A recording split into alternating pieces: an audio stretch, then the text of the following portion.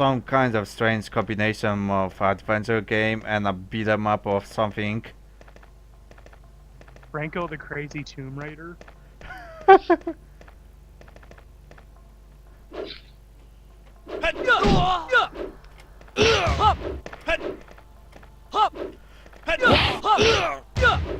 Starring a guy in a red.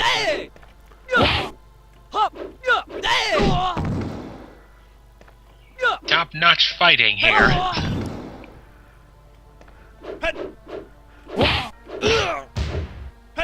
Try the electric goblin fist. He might not know how to defend against that. Yeah. By the way, the controls is a little bit weird. In order to attack, you have to go into the fighting stance with space, and you work as usual by keyboard. Hot up and down works forward, but the keyboard left and right does these punches for some reason. This is looking hauntingly perfect weapon.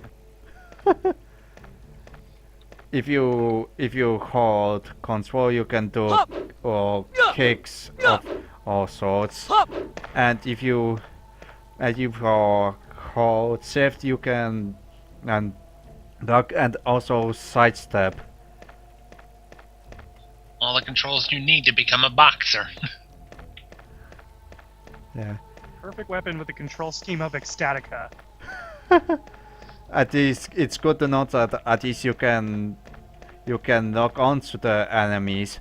Although it's not like I have a feeling that in this game you don't actually fight more than one enemy at once anyway.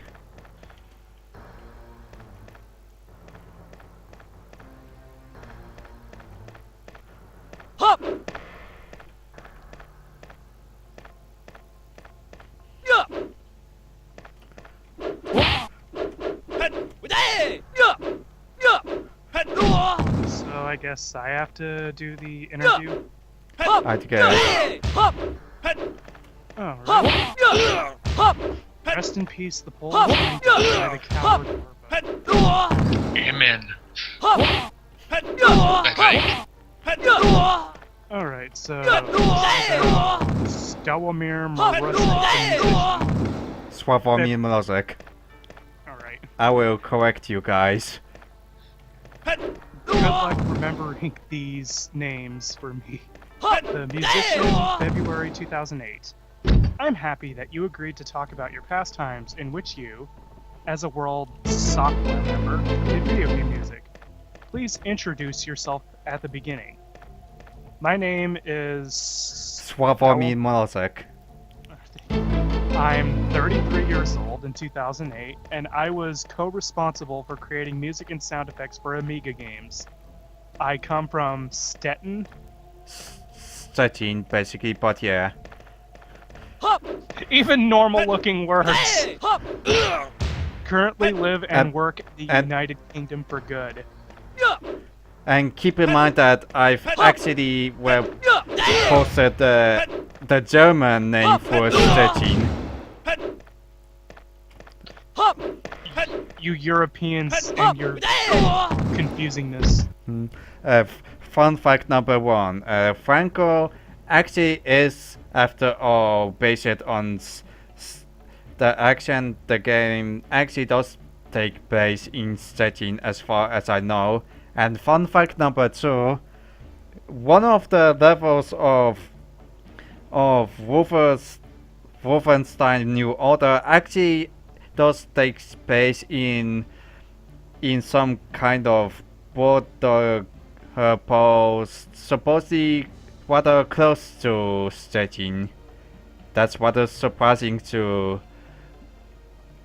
see a Western game almost feature my city in a way.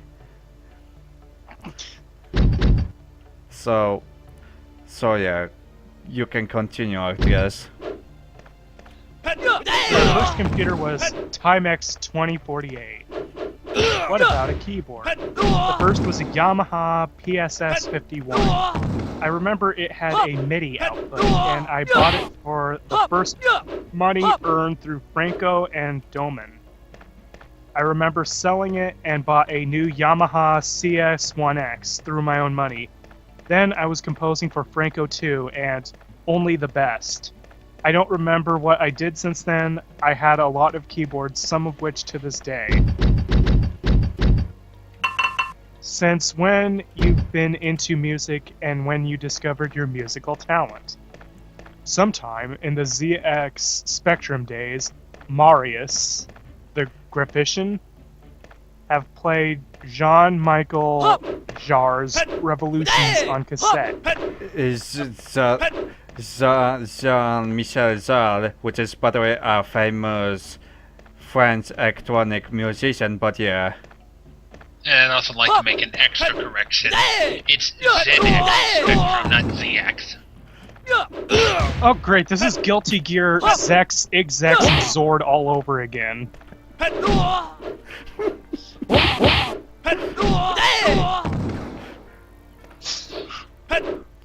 Guilty Gear, ZX. No, that's Mega Man.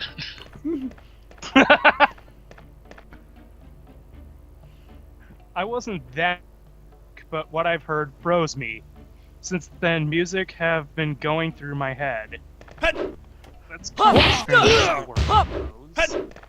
But then I was fascinated by the Zex spectrum, originated music, and it stayed that way up to today. The talent discovery thing is a stretch.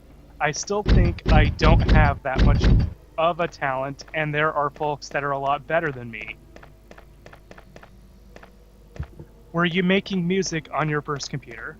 Yes, I remember Soundtracker came out for the Exec Spectrum, but I didn't write music on it because I already had an Amiga at the time.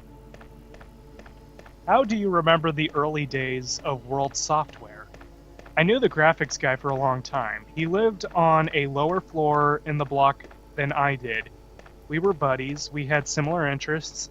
Then I met Tomek.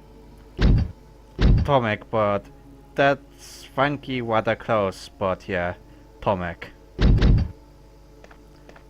I'll get one of these right one of these days. By accident, I remember when he came to him from the other side of the city. He was in the process of playing the final stages of the Miami Vice Zord Spectrum game. Then the graphician and the programmer were talking about creating a game. They didn't have a musician, thus it came to me. Okay, am I me? It's amazing how much I still remember from the early days. In what program you did the music for Franko, Doman, and other Amiga games you scored? I tried every single one of these soundtrackers, pro trackers, and other similar programs, and there are a lot of these things. Personally, Protracker was the best for me. Thus, I did the music for our games. Then I switched into bars and pipes and Octamed because it had huge MIDI support.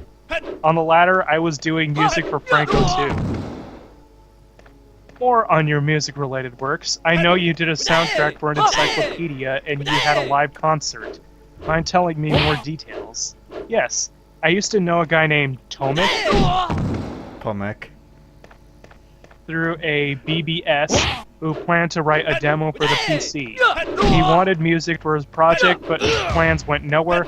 Thus, he proposed me to score a paranormal-themed encyclopedia in MIDI format. I agreed.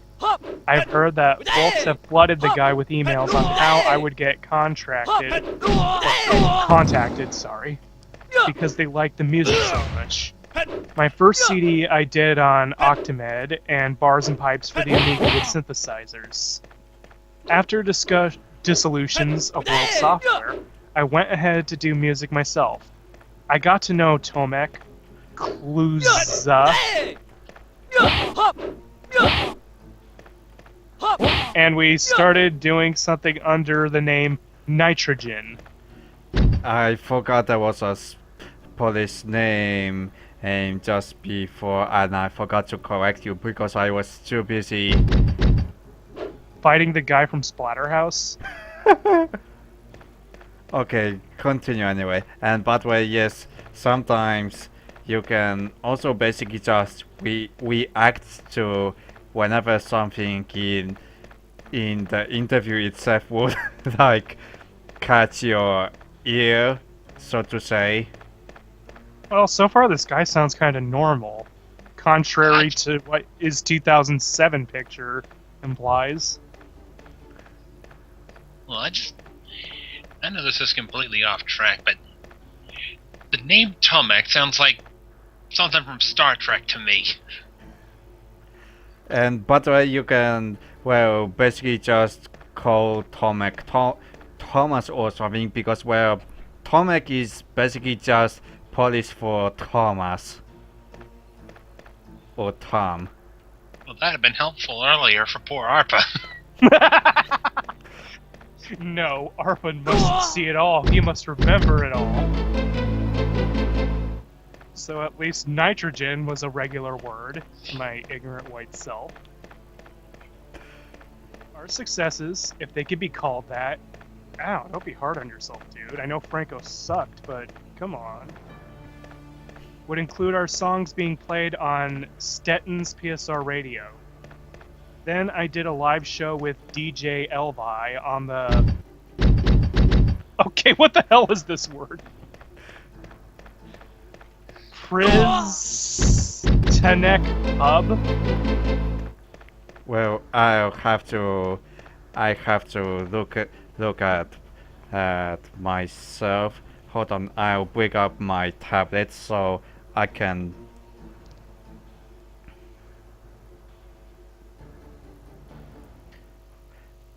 By the way, keep reading.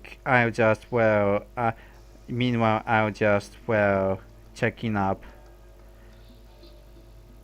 And the same radio transmitting the show live, and that's as far as I know. Did the Amiga exceed your musical needs in the 90s? Of course not! Although, to be fair, back in the Polish day, it was quite revolutionary. Most of the trouble was given to me during the programming.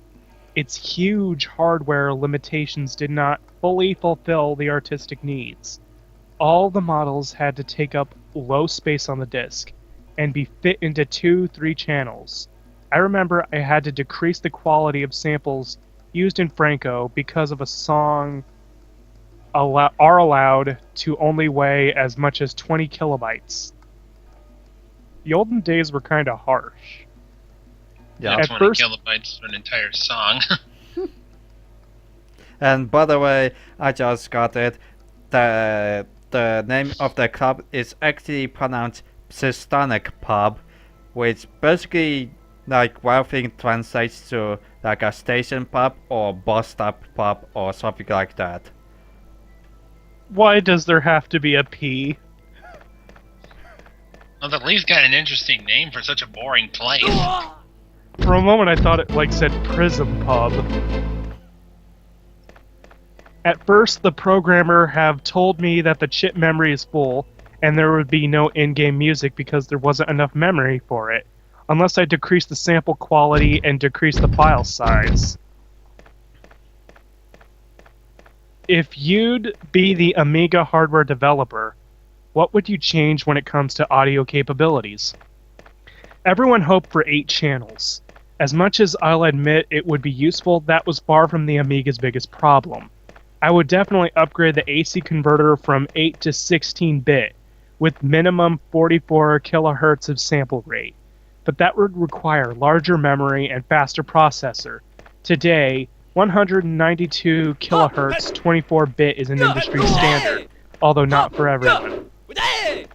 From where you got the inspiration for your Franko soundtrack? I don't know. It started on my head. Every song I wrote, I felt the music. I certainly have a few influences, but I wanted to do songs in my own style, so anyone who would listen to my stuff would go, hey, it's that guy who did the Franko soundtrack. I wonder if there was anyone who actually made such a statement. Who knows? It's like, what does that sound like to you? Please wait while loading. Please wait while loading. Hey, it's the guy who did the Franko soundtrack. Please wait while loading.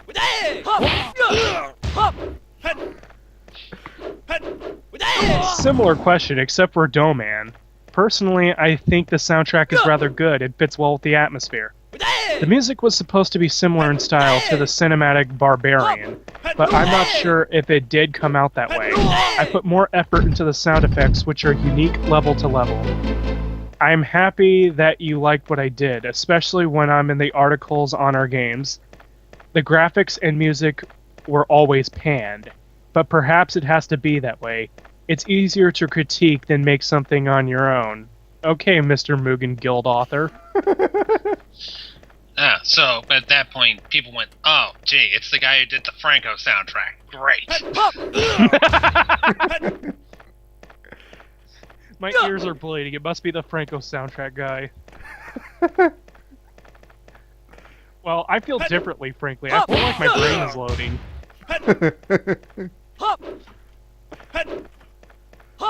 More on your development process. You sat on your Amiga. Why would you sit on your Amiga? Gotta get in a creative mood somehow. Oh, great, my meditation has cost me my Amiga. Maybe that's just my silly translation gaffe or something. Maybe he sat at his Amiga rather than on it. I hope he didn't sit on his Amiga. That just kind of sounds concerning. That, or he has a troublingly light frame.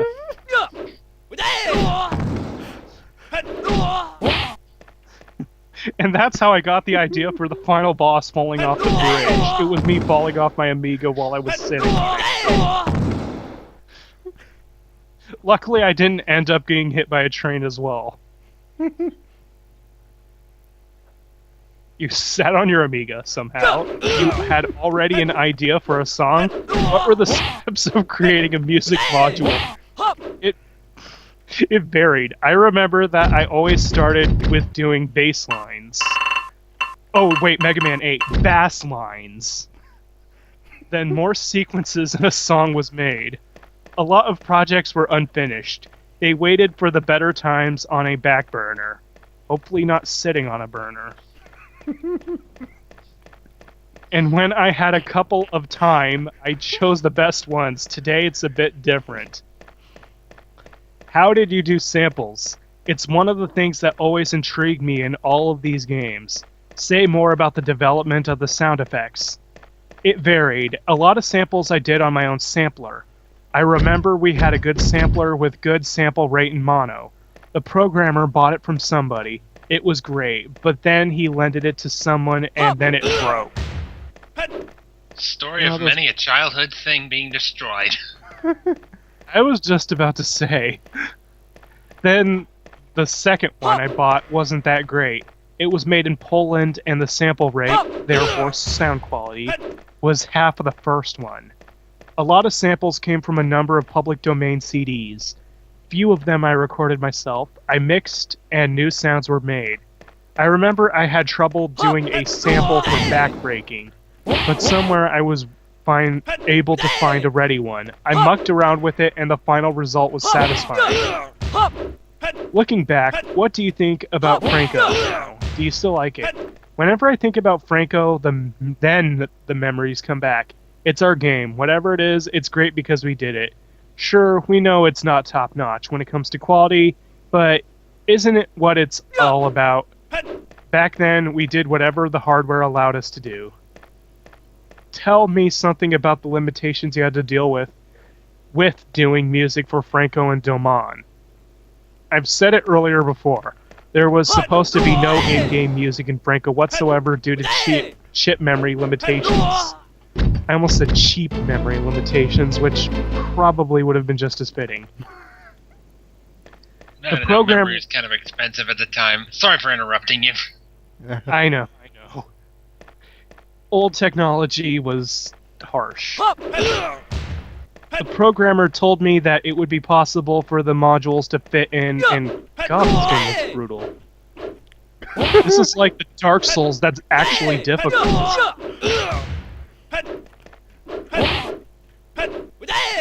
The programmer told me that it would be possible for the modules to fit in if they didn't weigh more than 20 kilobytes, and of course they had to be fit into 2 channels because the other 2 were reserved for the samples and voice samples of Franko and his enemies. I had to decrease the sample rate as much as possible, and thus it sounded like if someone gave the performer a speaker made out of cardboard. Oh well, these were the times and the hardware. With Domon, I could afford with something a bit more, but nothing too wild either. And holy crap, White Ahmed Johnson's really giving you the business.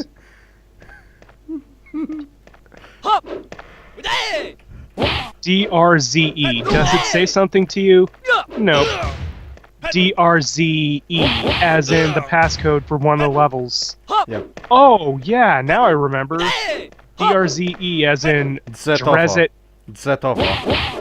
Oh, Zetover? Zetover.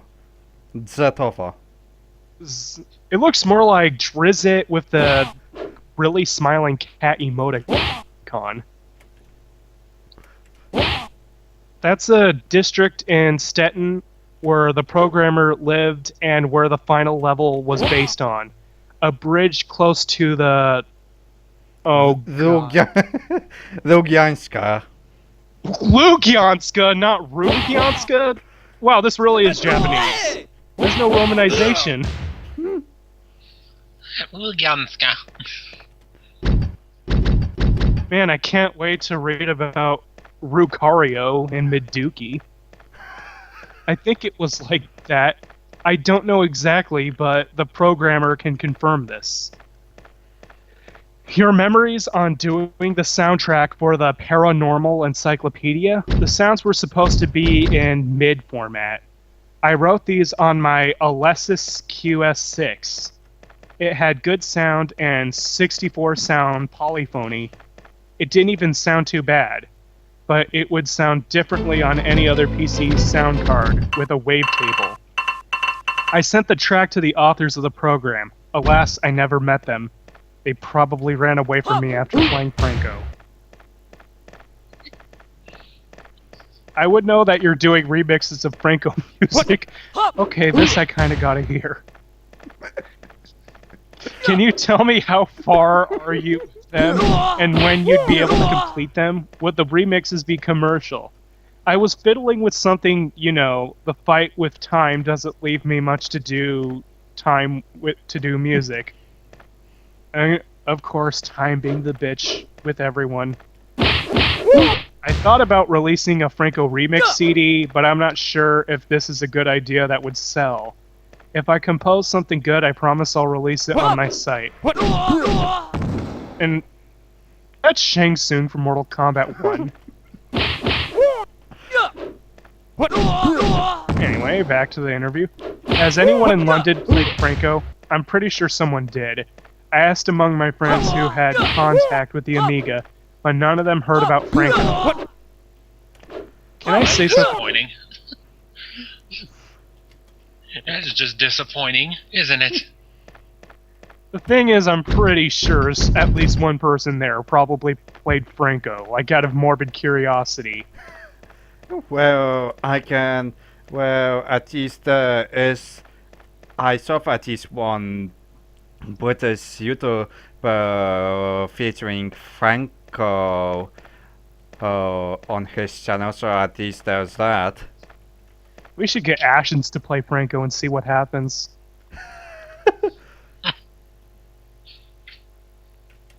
Can you say something for the end? I'd like to thank my fans who like my music and listen to it to this day, and my colleagues from World Software, Sir Thompson the programmer, and Mario. Oh shit, he has Mario! Only problem is Mario is just the character, not Miyamoto, the programmer. Mario the Graphician, not Mario the Plumber. Aw, damn it. Why can't you let me fantasize about Mario being real?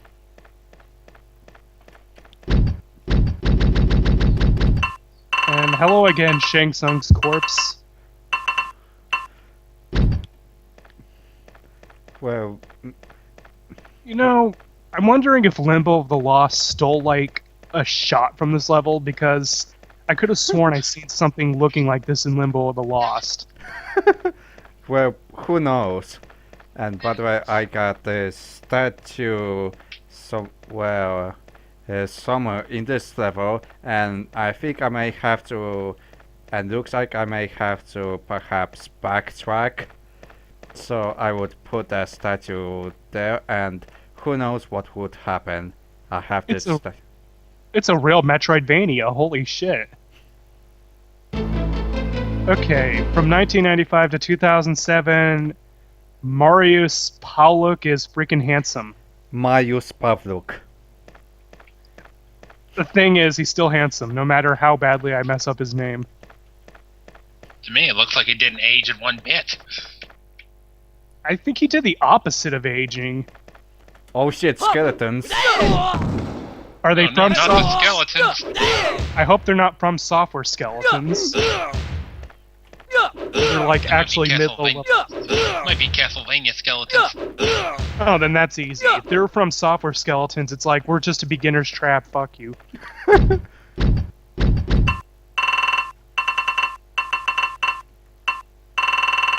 Thanks for agreeing to talk about the past times. Please introduce yourself and say a few words about yourself. I am Marius Pauluk, or Marius Pavluk. Marius Pavluk. In 2007, I was 34 years old, and I, back in my day, was co-responsible for doing a number of games for the Amiga. In what circumstances... At least this guy's a bit less nationalist. Back in his day, not back in the Polish day. Back in the Polish day, I only had 20 kilobytes of graphics. In what circumstances you've met the other two World Software guys? Like it happens with the projects of Teenage Passions. We knew from the street, I was a neighbor with a musician, and we knew each other back from the ZX Spectrum days. Then he met the programmer, John Romero, and we played D&D, and the NPC that was too powerful for all of us had the Daikatana. Then he met the programmer, and that's when it all started. Who came up with the World Software name, and under what circumstances? I came up with the name in 1988, back when I was fooling around on the Yu-Gi-Oh! Zexal Spectrum. Harmless attempts at programming, cracking games, etc. Old time. Well, at least he knows how to crack games, so if he does a Franko HD re-release, he would know how to reverse engineer the game. Old times, yet in the ZX Spectrum days, I started using the name and stayed with that name. Where did the idea for the title of the first game, Franko, come from? Funny story. When we realized that whatever we were doing can have a shape, we, as in actually the programmer, came up with the tentative name. The first title was Franio, and back then... Franio. I don't know, that follow-up sentence makes my pronunciation sound better, because, and back then, nobody took the game seriously. It was done rather for fun than anything more. Nonetheless, from the beginning, I felt the name was too childish. Chance to not cause a lot of brouhaha. Well, hence, I can't believe I made a spelling mistake. It was supposed to be hence. Oh, hence to not cause a lot of brouhaha. What the heck is a brouhaha?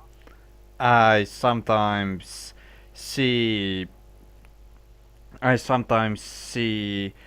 this term thrown around, but I forgot how to explain what it means, but yeah. Well, I'm glad he didn't cause a lot of brouhaha. I came up with changing the name to Franko. As the project was developing, it got the subtitle Idiot's Killer. Yet later circumstances with the publisher forced us to give it the Crazy Revenge subtitle. Nothing more, nothing less. While playing through Franko a number of times, I thought about one thing a lot. Were you watching The Terminator, Dawn of the Dead, and Dirty Harry rather than Gummy Bears, Smurfs, and... No Pagadi. That is a strange question. All of the former group, as well as RoboCop and Alien, we were normal people who were into hardcore violent cinema. Interestingly enough, I was introduced to anime through Fist of the North Star, where my dad, burst into my room and was like, "Son, you gotta see this cartoon. There were, heads exploding and stuff." So, anyway, I've said this sort of before, but in a way, what software really was sort of like the police bloodlust software, or whoever the time sorter guys were called. Bloodlust software. And they still have not finished Time Slaughter 2. Much to everyone's celebration. Didn't the publisher want you to upgrade the graphics a little bit? I don't remember exactly, but I don't recall much pressing from the publisher in that regard. The game simply did so good of an impression that the technical deficiency stopped being relevant after playing it, which is why the graphics were deemed acceptable, I guess. After some time, the graphics have benefited the game as it apparently fit well with the atmosphere. On the other hand, I'm a willful guy with my own worldview, and convincing me isn't easy. Especially when we put a lot of time and effort into the game. Even if meddling would exist, the publisher would have to cave in. You are not getting anywhere in the professional world with that attitude, I'm sorry. Did the publisher give any issues when it comes to violent and vulgar content in the game? Were you forced to cut or modify something to satisfy the publisher? Or were you given free rein in that regard? We had big plans. When you beat the game, you'd probably read a text in the credits that the game, as we first imagined, would have come out in 12 discs, and I tell you this isn't an exaggeration. 12 discs. This was going to be the Final Fantasy VII of beat-em-ups. By the way, hold on, someone have responded me, and well, never mind. That was just MC2 saying I'm talking to me. I might as well. Hold on a second. I might as well just post a link in case you.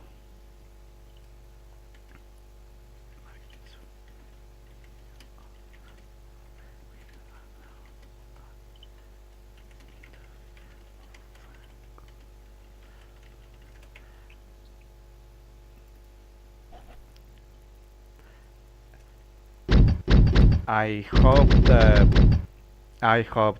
the image is back now because I've launched this. I've launched the game, and now we're back to our sketch. Now we're back to our. And now we are back to our programming schedule. You can continue now. And then I just realized that one of your file names was RoboCop 3. And I tell you, this isn't an exaggeration. We've had a lot of stuff in our plans, like cutscenes that would include scenes like one with a guy having sex who wouldn't be able to pull his pants up as he sees Franko, and tripping on his trousers he'd attempt to fight with his pants down. Same with the chick he was fucking.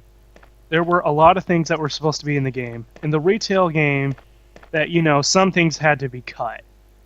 The scene with the first boss has been censored. On the retail game, the dudes in the background were playing around with some ball, while in the uncut version, they would do something that would squick out a lot of people. This is just raising morbid curiosity. Same about the dialogue lines as well as sampled speech. There were a few things that had to be cut under publisher pressure. However, we were able to sneak past the coat flasher into the third level of the retail game. Yup. Our favorite enemies, the urinating coat flashers.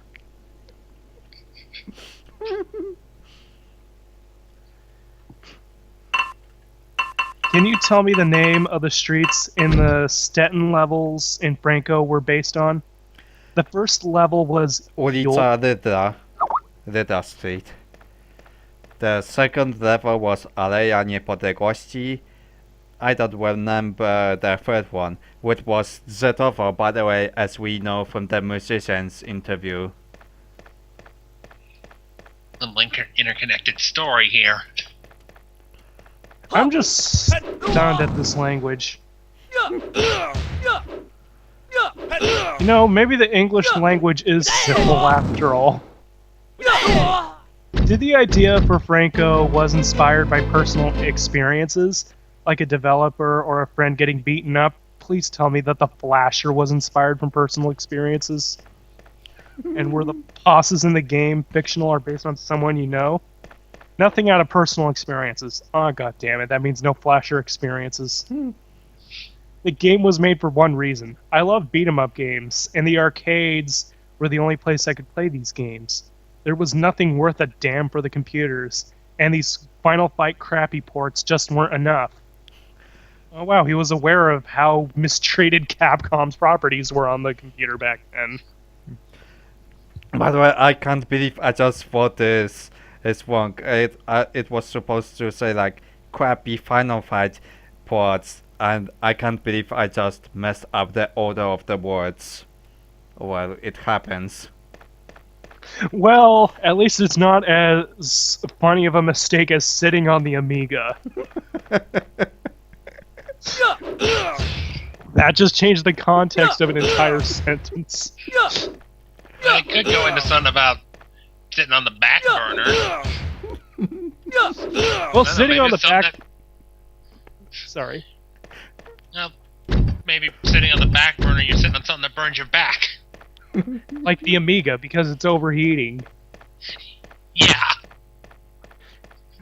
Or We what's did left of the Amiga after you've sat on it. The Amiga breaks and Fireboy pops out. Alright, just We did Franko for ourselves. We did Franko for ourselves because we wanted to have something to play. When it comes to characters, the second boss was based on someone I knew who were into redistributing software. You just said nothing out of personal experiences and then said you self-contradicting nothing out of personal Flasher. experiences. Nothing out of personal experiences, but there was this one guy I knew. Yeah. And it was the software pirate who was indeed the boss of the second level. I can't wait for SNK to be like, well, we never designed our characters out of personal experiences. Oh, except for the Whereas conglomerate in Neo Geo Battle Coliseum.